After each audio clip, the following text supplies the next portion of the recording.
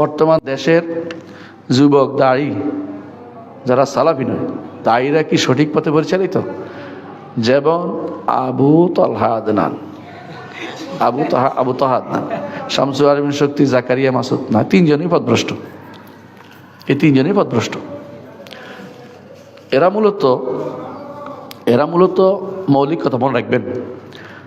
আমরা কাউকে পথভ্রষ্ট করার আমাদের দরকার আছে বলার? সাবধান করার জন্য বলা ফরজ। অনেকে বলে আপনি এত কথা বলেন কেউ, না বললে কি বলবে? ইমাম আহমদের কাছে একজন নিয়ে আসছে, আমি আসতে বলতেছে আমি সিদ্ধান্ত নিয়েছি কারোর প্রতি কিছু বলবো না। তো ইমাম আহমদ কি বলছে? তুমিও চুপ থাকো, আমিও চুপ থাকি, আল্লাহর দিনগুলো চলে যাক, বুঝলেন না?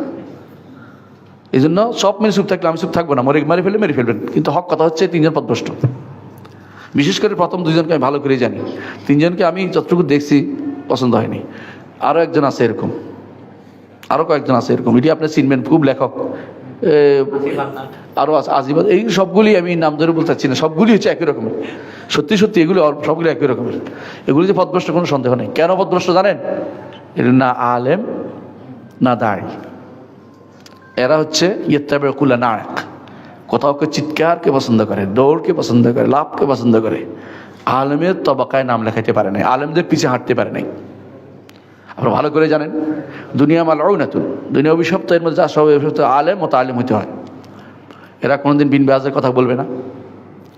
এরা বলবে আমেরিকার সেই বিখ্যাত ব্যক্তির, হ্যাঁ কি নাম জানি, আহমদ মুসা জিবরিল, ওর বই অনুবাদ করে দিবে। কিরে তুই একটু শেখ বিন বাজের কাছে এটা নাই, ওর সাইমিনের কাছে এটা নাই, সালেহ ফজনের কাছে নাই? হ্যাঁ, ওর ব্যাখ্যা কি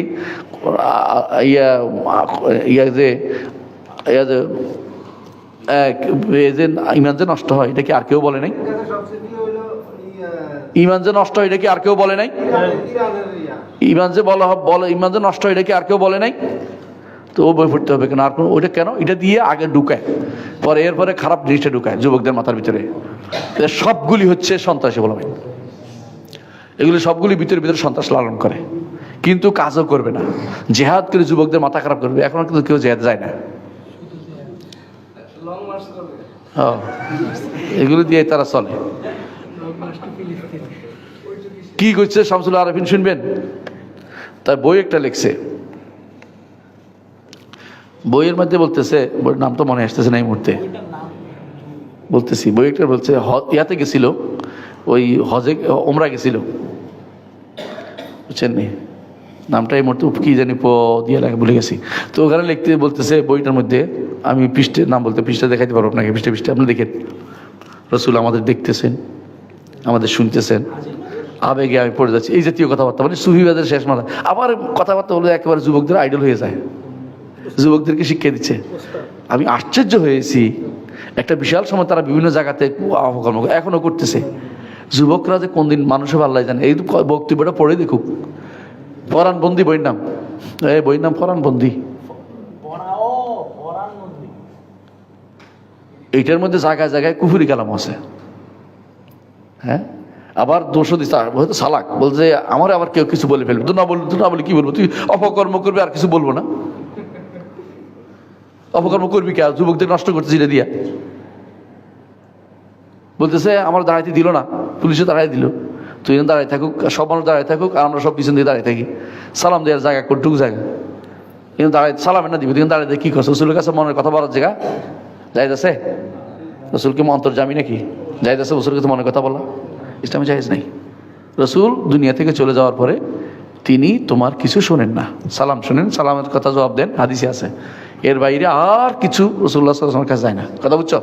কিন্তু মনে করে যে রসুল আমি ওখানে গেলে কিছু বললে আমারে দেখতেছে, এবারে আমার খুব ভালোবাসতেছে, হ্যাঁ আমার আদর করে দোয়া করে দিয়েছে, এগুলো সবগুলো হলো এখনো পর্যন্ত ইমান তার পূর্ণ হয় নাই, বিভ্রান্তিমূলক কথাবার্তা বলছে, এবং কখনো ইমান চলেও যাবে।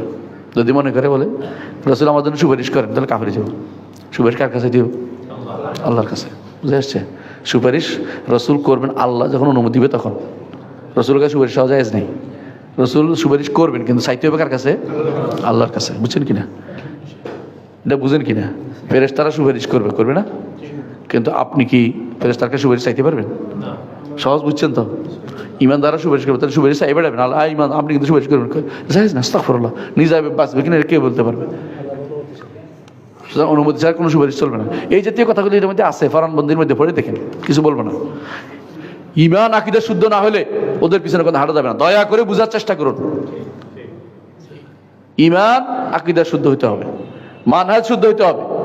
আবার নিজেদেরকে মানহাজিও বলে, নিজে বেদাতি আবার কেউ মানহাজি, এগুলো বেদাতি।